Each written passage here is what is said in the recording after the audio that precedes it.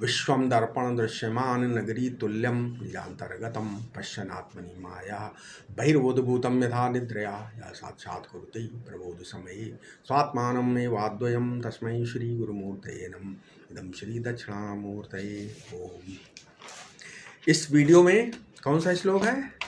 127 127 श्लोक। ठीक है, क्या है? सर्वातीतः सर्वगम्यः खमिवायम् अहम स्थितः यत्तदस्मि तदेवास्मि वक्तुम शक्नोमि नेतरत्। मैं ब्रह्म हूँ, मेरे सिवा कुछ नहीं है, मेरे ही अंदर यह जो है आकाश आदि कल्पित रूप से हैं। ठीक है, मैं ही सब कुछ हूँ और अद्वितीय भी हूँ। देखो, ये नित्यता होती है ना, नित्य शब्द, ये भी दो प्रकार की होती है नित्यता। पहला बता देते हैं, परिणाम नित्य। परिणाम नित्य क्या है? प्रकृति नित्य है परंतु परिणामी नित्य है, मतलब बदलती हुई नित्य है। महातत्वादि कार्य जो हैं वो परिणाम से प्रकृति में लीन होते हैं, लीन भी होते हैं, हो जाते कि नहीं होते। दूसरा कूटस्थ नित्य। ठीक है, वो क्या है? जो परमात्मा जो है वो कूटस्थ नित्य है। कूटस्थ नित्य का अर्थ है कि जैसे रस्सी में सांप या माला किसी को दिखाई से धारा भूछिद्र आदि में आरोप होते हैं कि नहीं होते हैं रस्सी पर फिर भी वो रस्सी यथा स्थाणुवत रहती है, बदलती नहीं है। उसको कूटस्थ नित्य कहते हैं। ठीक है, ये जो आत्मा है वो प्रकृति के समान अथवा स्वर्ण के समान परिणामी नित्य नहीं है, कूटस्थ नित्य है। परब्रह्म परमात्मा में जो अभासता है वो क्या है? कल्पित है। समझाने के लिए चिदाभास का वर्णन किया जाता है।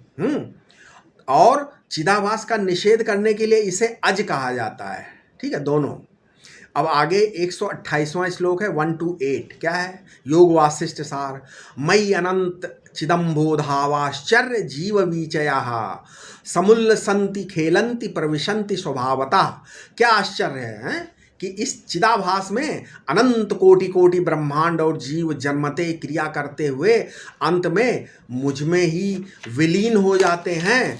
देखो, ज्ञानी को भी पदार्थ दिखते हैं कि नहीं दिखते? दिखते हैं भाई, हैं, लेकिन बाधित होकर दिखते हैं, मिथ्यात्व के निश्चय के साथ दिखते हैं। सारे भेदों को ब्रह्म स्वरूप देखता है ज्ञानी। ठीक है, अज्ञानी जब कुछ भी नहीं दिखता तब भी उसके चित्त में भेद प्रतीति का बीज बैठा रहता है। ठीक है, देखो, अज्ञानी की समाधि भी भेदात्मक होती है कि नहीं? और ज्ञानी का व्यवहार भी अभेद स्वरूप है। ज्ञानी व्यवहार में भी अभेद रखता है, अभेद दृष्टि है। ज्ञानी की दृष्टि में बाहर भीतर का भेद नहीं होता क्योंकि वो पूर्ण है ना। सुख दुख बाह्य वस्तु नहीं है बल्कि मन के आकार हैं। सबसे अंतरंग अहम है, और अहम क्या है? साक्षी भाष्य है। सुख दुख की प्रतीति अहम को ही होती है। अब इसके आगे 129 श्लोक योग वासिष्ठ सार का। क्या? मयि अनंत चिदम्बोधो विश्वविच्यादि कल्पना उदेतु वास्तम अयातु न मे वर्धिर्न चाक्षयः। मैं ज्ञान स्वरूप चित स्वरूप ब्रह्म हूँ, मुझ में ही ये सारा संसार कल्पित रीति से उदित और विलीन होता है। मुझ साक्षी रूप ब्रह्म में इनका कोई प्रभाव नहीं पड़ता। ठीक है, इसके बाद 130 श्लोक 130 योग वासिष्ठ सार। क्या? मद अज्ञानोदितम विश्वम मय्येव लयमागतम अप्रोच्य चिदानंद साम्राज्यम अधुनास्यम्यहम। मतलब अपने स्वरूप के अज्ञान के कारण ये जगत उत्पन्न होता हुआ और लय होता हुआ प्रतीत होता है। मैं तो सत चित आनंद अद्वितीय रूप ब्रह्म हूँ, ऐसा समझो।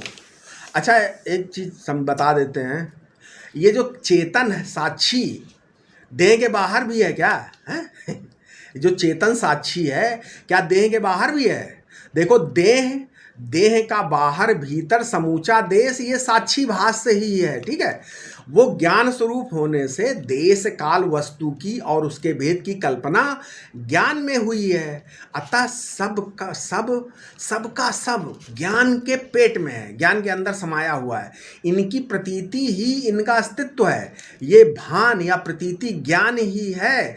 जागृत अवस्था से परछिन्न चैतन्य विश्व मैं नहीं हूँ। स्वप्ना अवस्था की उपाधि से परछिन्न चैतन्य विराट मैं नहीं हूँ। सूक्ष्म समष्टि की उपाधि से परछिन्न चैतन्य हिरण्यगर्भ मैं नहीं हूँ। सुषुप्ति अवस्था की उपाधि से परछिन्न चैतन्य प्राज्ञ मैं नहीं हूँ। बीज समष्टि की उपाधि से परछिन्न चैतन्य ईश्वर मैं नहीं हूँ। तब मैं हूँ क्या भाई? हैं? मैं इन सभी अवस्थाओं का प्रकाशक हूँ, सभी व्यष्टि और समष्टि उपाधियों का प्रकाशक हूँ। मेरे बिना इनका अस्तित्व तो नहीं रहता, अतः इनका अधिष्ठान सबस्ट्रेटम मैं ही हूँ। अधिष्ठान भी मैं ही हूँ। समझ में आ गया? इसके आगे 131 श्लोक क्या? सर्वभूतरंतस्थाय सर्वभूतांतरस्थाय नित्य मुक्त चिदात्मने प्रत्यक चैतन्य रूपाय महमेव नमो नमः। मैं बार बार अपने स्वयं को ही नमस्कार करता हूँ। मेरे सिवा दूसरा कोई नहीं है। मेरे प्रत्यक चैतन्य भिन्न स्वरूप है ना, मैं ये संपूर्ण जीव जगत मिथ्या है, ये सब मेरे ही रूप हैं। एक सूक्ष्म बात दृष्टा से दृश्य पृथक होता है। मैं एक सूक्ष्म बात यहाँ बता रहा हूँ दृष्टा दृश्य में, कि दृष्टा से दृश्य पृथक होता है, परंतु क्या वो ये वास्तविक है? नहीं भाई, ये समझो, समझाने के लिए कि दृष्टा दृश्य को देखता है और दृश्य के अभाव को भी देखता है। दृश्य अभाव अपने अधिष्ठान से पृथक नहीं होता, अतः दृष्टा ही दृश्य का अधिष्ठान है। इसलिए दृष्टा तो दृश्य से पृथक है, परंतु दृश्य दृष्टा से पृथक नहीं हो सकता। दृश्य उसी में दिख रहा है जहाँ दृश्य का अभाव दिखता है। अतः अपने अभाव के अधिकरण में जो चीज़ प्रतीत होने से, मतलब अपने अभाव के अधिकरण में प्रतीत होने के कारण दृश्य मिथ्या है। इसलिए क्या बोलते हैं? स्वभावाधिकरणे भासमानात्वम मिथ्यात्वम। अपने अभाव के अधिकरण में भासना मिथ्यापन है। इस प्रकार ये आत्म मनन प्रकरण 6वां अध्याय समाप्त हो गया। इति श्री योग वासिष्ठ सारे आत्म मननम प्रकरणम नाम 6ठम प्रकरणम। ठीक है, अब 7वां अध्याय शुरू होता है। 7वां अध्याय क्या है? शुद्धि निरूपण प्रकरण। 132वां श्लोक 132 योग वासिष्ठ सार। 7वें अध्याय क्या है? बहिकृतिम संरंभो हृदय संरंभ वर्जिता कर्ता बहिर अकर्ता अंतरलोके विहर राघव। हे राघव, अंदर से अचाह और अप्रयत्न रहते हुए बाहर दिखाने के लिए सभी कार्यों को ऊर्जावान रहकर करते हुए इस संसार में विचरण करो। देखो, मैं कुछ नहीं करता हूँ ऐसा जानते रहते हुए कर्म करना चाहिए। भगवान शंकराचार्य ने अपने गीता भाष्य में लिखा है कि कर्म तो एक ही है। जब सकाम व्यक्ति उसी कर्म को करता है तो वो सकाम हो जाता है, और जब निष्काम व्यक्ति उसी कर्म को करता है तो निष्काम हो जाता है। इसलिए भगवान श्री कृष्ण ने गीता में अर्जुन को फल त्याग कर कर्म करने की प्रेरणा दी। अच्छा, फल को ध्यान में न रखकर कर्म करने की अद्भुत फल की प्राप्ति होती है। उससे क्या होता है? चित्त शुद्धि होती है। कर्मेंद्रियों की उपाधि से आत्मा कर्ता और मन की उपाधि से आत्मा भोक्ता तथा ज्ञानेंद्रियों की उपाधि से आत्मा प्रमाता होता है। ये सारा आत्मा का ही आध्यात्मिक रूप है। संपूर्ण व्यवहार अध्यास पूर्वक ही होता है। भगवान शंकराचार्य ने यहाँ तक कह दिया कि पशु और ज्ञानी के व्यवहार में कोई विशेषता नहीं, अंतर नहीं है। ठीक है, अंतर है तो सिर्फ दृष्टि का। ज्ञानी की दृष्टि में सब बाधित भासमान है और आत्मा अबाधित भासमान है। उसके लिए तो सब भान ही है जो भानात्मा से एक है। देखो, एक बार आपने इस घड़े को पहचान लिया कि ये घड़ा है, अब बाद में इसे खाली रखो, इसमें गंगा जल भरो, चाहे इसमें शराब रख दो, चाहे इसे फोड़ दो, इसमें आपकी क्या है? स्वतंत्रता है। ठीक है, इसका घट ज्ञान से कोई संबंध नहीं है। शंकराचार्य भगवान का आशय है ये है कि तत्वज्ञ का व्यवहार भी वासना और अध्यास पूर्वक ही होता है, भले ही वो बाधित क्यों ना हो। ठीक है, इसके बाद एक और श्लोक है 133वां श्लोक 133 योग वासिष्ठ का क्या है?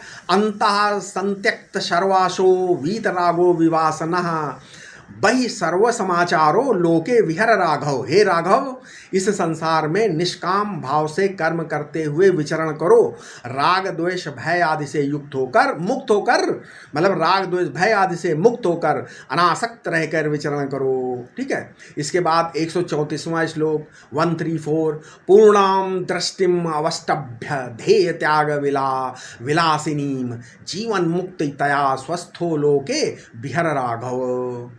हे राघव, तुम अपने स्वरूप में स्थित होकर जीवन मुक्त होकर विचरण करो, और अधिष्ठान के ज्ञान से सारा संसार बाधित हो जाता है। ठीक है। फिर उसमें ना कोई माधुर्य है और ना खिंचाव है। ठीक है। अब इसके आगे हम अपने अगले वीडियो में बताएंगे। ठीक है। ओम शांति शांति शांति।